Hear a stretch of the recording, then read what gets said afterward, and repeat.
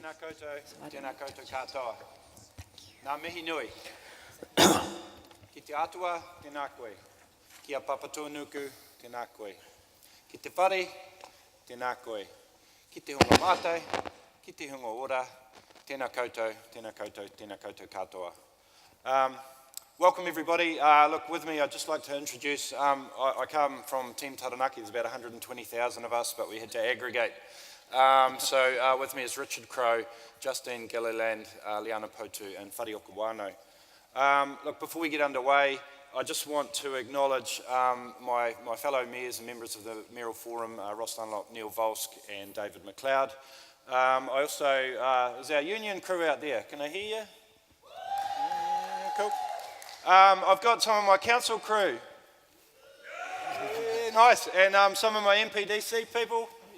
Woo. Have we got any iwi in the room? Yeah, nice. We've got some ministers. Thank you. I'd like to acknowledge our minister. I also want to acknowledge we've got several ministers. It's almost like a Rugby World Cup in here.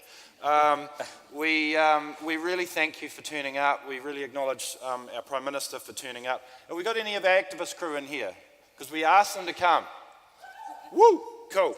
I want to acknowledge the MB staff who I've put under massive pressure and probably annoyed the hell out of for turning up. I want to acknowledge all of the staff who've helped make this place awesome, including the caterers. I also want to acknowledge the team from VT. You've got two choices. In a minute I'm going to ask you to make some noise, and if you don't, I'm going to talk solidly for 15 minutes.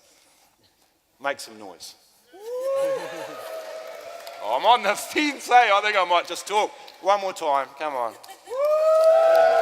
Right, so look, it's all about having better conversations. So I just want to set some context. You know, about a year ago, Team Taranaki had come together. We'd done 2 years of work. We said, hey, look, we think this is the way we're going to go. And we talked to government. We've been working with government, and the champion of the regions turned up and he cut us a $20 million check. We had a big party. It was beautiful. And he said, look, I'm going to look after you fellas. I will not throw the Taranaki economy under the bus. And I thought, what's that about? And a week later, check the body language. And this was me. And everyone's going, Neil, sort it out. And I was hiding under my desk and just going, oh my God, what are we going to do? But I am a big fan of Blackadder. Sorry for any of you that are under 40, just look up Wibble, and it's safe for work. But Rowan Atkinson has been a role model of mine for many years, and I just can't even put that in. What is the nature of the problem we face? I'm a simple creature, so I went away and I did a lot of reading. I wanted to understand the nature of the problem. And so the first number that I got was 80 megatons. It was Richard that gave me that number, 80 megatons. Then I had to figure out what a megaton was. And then I had to figure out where it was coming from. And I thought, nah, it's still too complicated because I've got to be able to tell my kids about it. How do I figure that out? I know. What if we worked out how many megatons, how many tons is that a second? I know, it's 2.536 tons of carbon a second on average. I mean, part of my vision is that we figure out what that is in real time and show it to our community. You know, the US have got their national debt clock. If we want to get after this, we need to communicate it. We've got to make it simple enough for people to engage in. We've got to gamify it.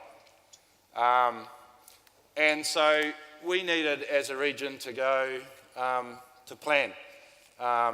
And we came up with a plan.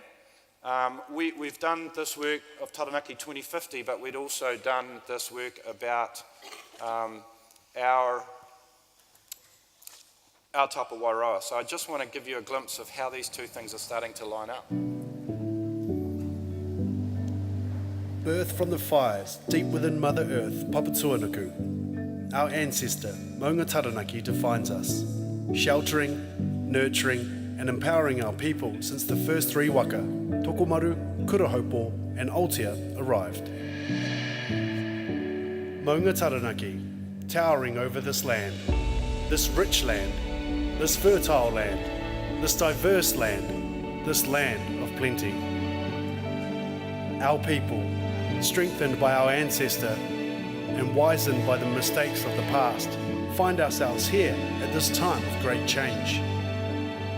The challenge ahead will take all the strength, innovation and courage our community can summon, but we are emboldened by the knowledge we do not inherit this world from our ancestors, we borrow it from our children.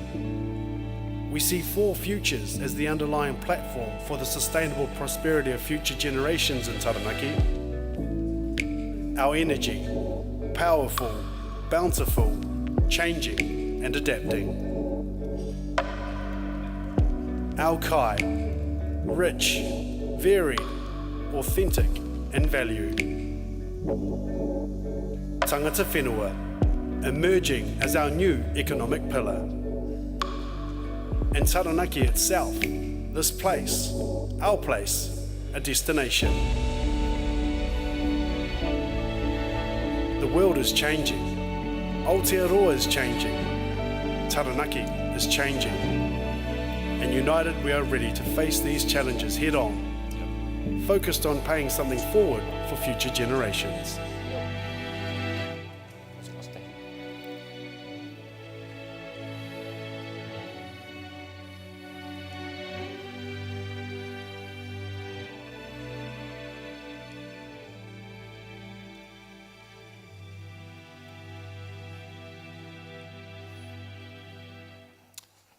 So, ladies and gentlemen, it's my pleasure to introduce Whare Oku Wano. Ia kia ora tātou, tīmatake mai te maunga ki te moana I ona tini awa ka putātu o Karawake mo Taranaki maunga. I've been asked to talk a little bit about the tourism pou, and you know, we know our maunga, as Neil's indicated, as an opportunity in terms of ecotourism, cultural tourism. These are real opportunities for us as we move from our past into the future. We're not one of those tourism capitals that are the Aucklands or the Rotoruas that go down into Christchurch and into Queenstown. We're a little bit out on the fringe.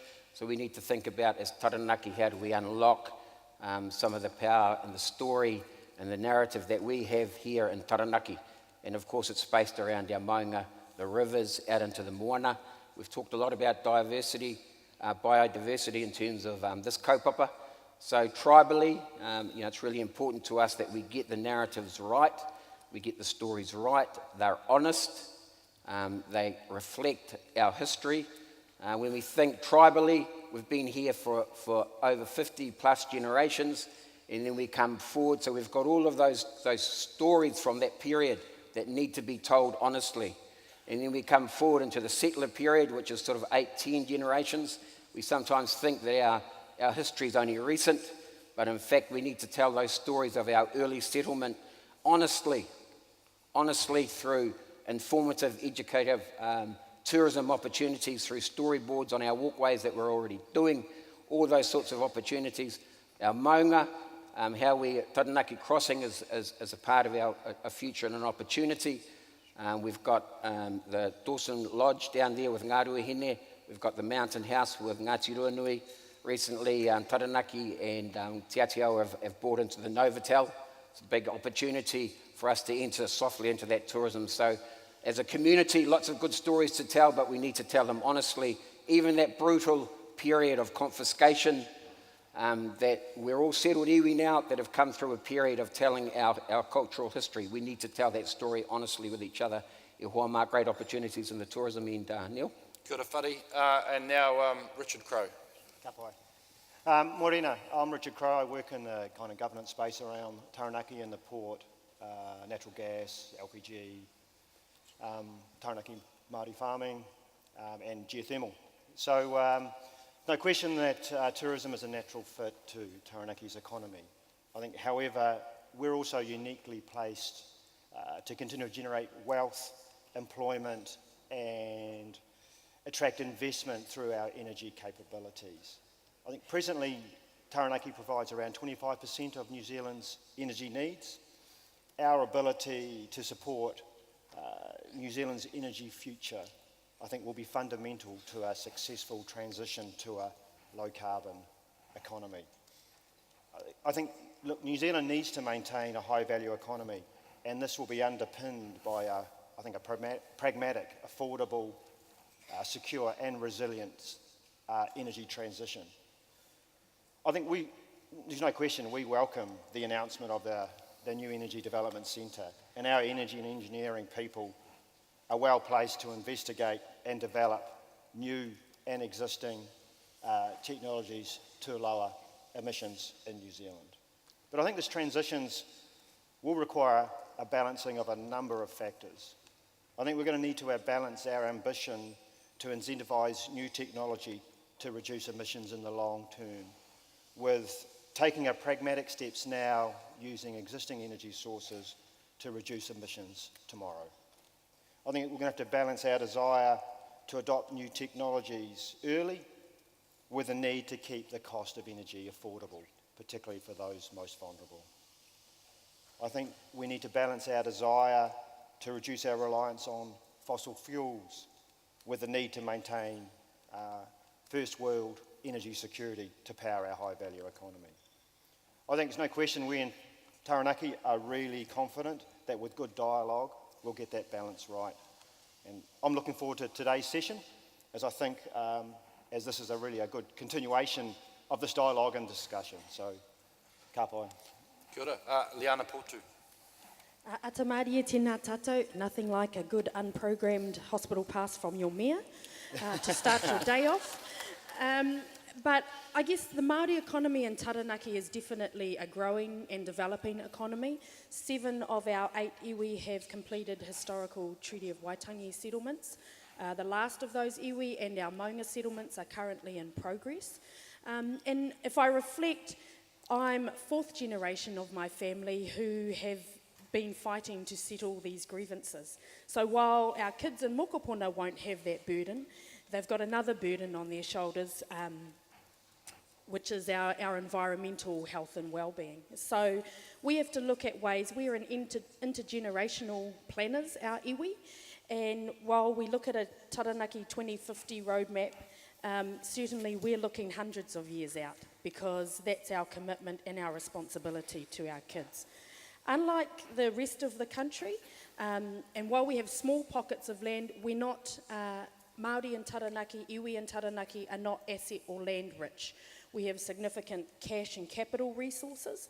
So we're very committed to this region. We're not packing up and leaving anytime soon. And we're certainly not leaving our marae and packing them up and moving elsewhere. And the question I have for us is we're committed to our region, and to put it out there, is our region committed to us? Because as I said yesterday, 70% of our Māori population are under 40. So if our population is underperforming, our region is underperforming, and our country is underperforming. So that's my wedo, or my challenge to all of us. Kia ora. Ka pai. And Justine Gilliland. Thanks, Neil. Taranaki is renowned for its energy economy. The story we haven't quite told so well is our food and fibre story.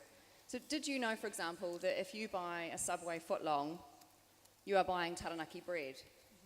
That if you buy some lovely New Zealand blue cheese or have a cheeseburger from McDonald's, chances are the patty and the cheese come from Taranaki. Did you know that we contribute to medical products saving lives around the world that are made from Taranaki protein? Taranaki is one of New Zealand's major producers of food, with significant dairy, red meat and poultry production and processing, including some significant value-add production. This has been complemented by a growing accompaniment of niche products, from manuka honey to continental and smoked meats, craft beers, gin, chocolate truffles and frozen smoothies. We also have a rich heritage of forestry and gardening, and are leading exporters of orchids, for example. We are also blessed with rich soils, a temperate climate and plentiful water. So our region and our draft roadmap envisages a future where we have many different types of land use, a sustainable, balanced mix of sheep, beef, poultry, dairy, forestry, wetlands, food crops and native bush, where we have farms with multiple farm outputs that promote diversified land use, provide long-term stable employment and use low emissions practices. where we have value chains that support our growers, benefit our communities, and deliver jobs and value to the region and to New Zealand. And ultimately, a collaborative food and fibre community where ideas are shared, where follow best practice and lessons are learned. And as customers increasingly delve into the stories behind the foods they buy, Taranaki has a strong story of authenticity around ethical farmers and food producers working in harmony with our natural environment, collaborating with regulators to enhance our biodiversity and waterways, and invest in sustainable, verifiable business processes. Our challenges in this space are akin to many other regions in New Zealand, ensuring that we have a sustainable food and fibre future for the generations to come, one that nourishes our people and our environment, our health and well-being, as well as delivering shared prosperity. Building diversified value chains from our already strong race base will not be easy, but it is achievable, and we're up for the challenge. So that's it from us. I just really, once again, want to thank you for turning up. Life should be about better conversations. Ngā mihi nui, welcome, thanks, and in the words of Tiki Tane, it's day 2, time to step it up.